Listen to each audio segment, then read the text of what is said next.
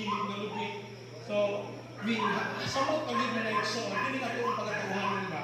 Na makita ka sa atong ganing makita, na pwedeng lisan na sa mga silingan sa mga unahan sa TESDA, kay dito, ilang mga balay, gibanlas na gay.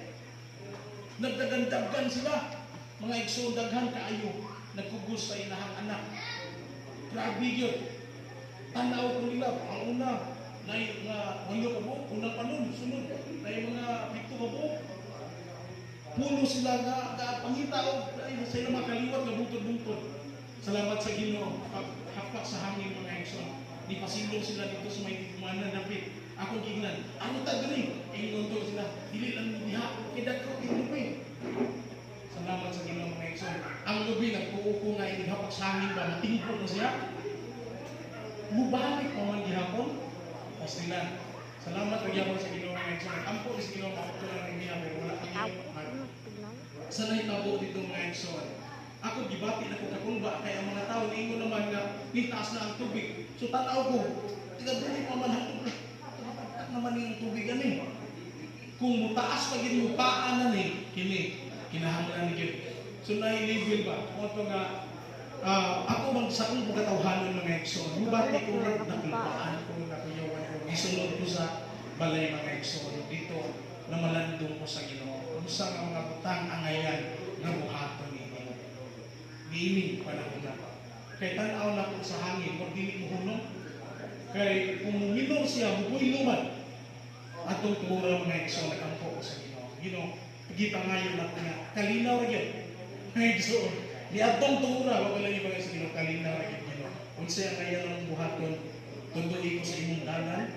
Unsay ang ngayon hining tanan Ginoo, kung mahanaw ang inyong kalibutan, imong kabubuton mo ay matuman. Salamat sa Ginoo mga igsoon na ming alas 5, ming alas 6, akong nakita na ang tubig nag-anang gid siya kahunas mga igsoon. Nag-anang mahanaw. So pagka-city pasado dito, wa maghinalo mo ng ibaduha. Samtang dito ko sa banyo mga igsoon, nag-ampo ko sa Ginoo, kaya nakahinundong ko sa diha na sa Ginoo sa piling tulog ba? Tulog kayo siya ba? Kunya, pagyo na kayo. Sa diha na ang tao, ang mga disipulo, kaya balo na sila, nakuhin nila ang Ginoo, limbati, yapon sila kayo. So, nasinati ako sa kong kaugalingon. Tulad, kabalo ko nga naaka, pero nisinati ko, susama sa nisinati sa mga disipulo. Ginoo, akong pangayon diha nimo nga kining pagyuha, hulungan na ning hanghap. Kung nakahulong ninyo atong unang panahon, walay kasi karon imuning pahulungan. Mo ginigyan ko na sa kitang mga igsoon. Ug natingala ko diha pagkataon-taon minghila anam-anam ko hulong ang bagyo. Ug nganong na nahitabo ni dili lang ako ang nagampo mga igsoon. Amen.